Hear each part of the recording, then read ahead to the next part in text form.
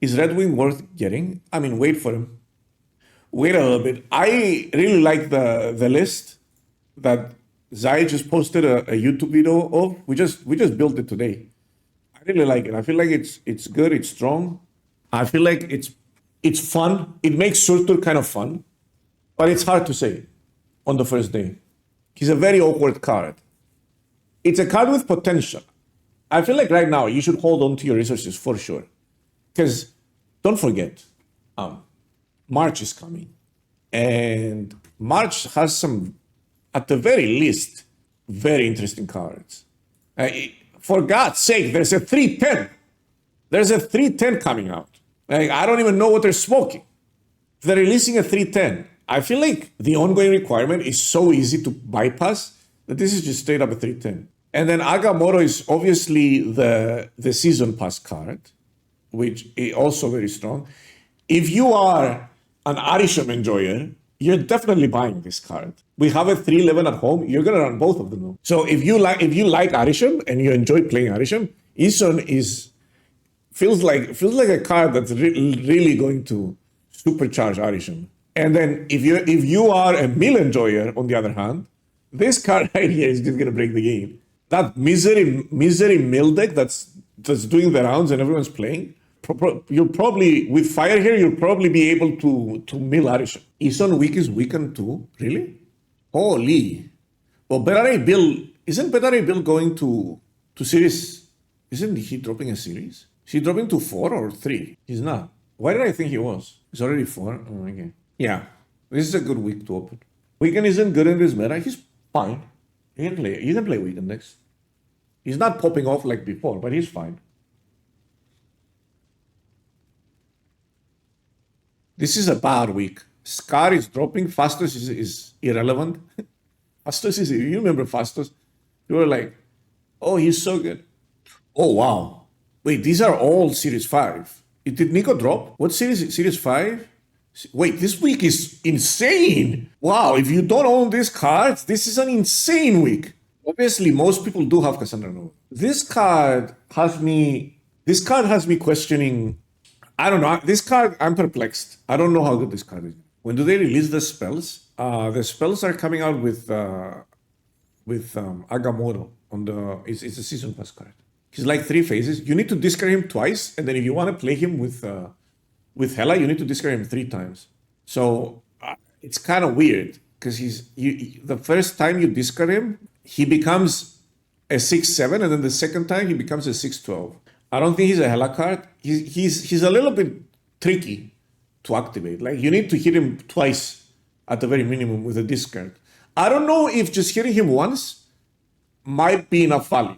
Like, that's a question mark. It could be that when you discard him once, you get enough value and you're good to go. Is an Apocalypse better? I don't know. Resurrect a card you discarded to another location with its power set to 5. And it's also a 50-50 where it's going to land, usually. I think I'll get all 3 cards apart from Ison. I think Ison is going to be insane. You think you can go past that final phase and back to the original phase? No, I don't think so. That would be funny. His last version doesn't say anything. It doesn't have the same text as the other 2 versions. Where can I see the last version? Is it here? Yeah. So his last version doesn't say, it just says on reveal, resurrect a card you discarded to another location with its power set to 12. It doesn't have the other text, the return in its next phase. So it's still a 50-50 unless you fill up that location, which I don't know, maybe you will. I just can't imagine a deck that's going to flow well and have, good tempo and utilize Khonshu at the same time. Khonshu would be good with new Ghost Rider and Gore. But you're forgetting that you really need to be discarding Khonshu. So in order to fully take advantage of this card, this is what your deck needs to have. 3 discards, two of which need to land on Khonshu. I feel like that's a tall order. That's a hard ask. The moves are different in each phase. Yeah, he comes back. Oh yeah, on the text, yeah. Pretty cool, huh? Just Sif, then Modok. Yeah, I guess that's an easy way to activate it. Sif into Modok. Yeah, Sif into Modok, kind of no-brainer, right? Or Blade into Modok, or Moon Knight into Modok. He definitely spawns on the right. None of the new cards in April look that great, but the returning cards do. Are we looking at the same cards? all the cards in April look very, very. April. Okay. April. I was looking at March. Let me see. Ongoing +1 power for each other ongoing you have in play.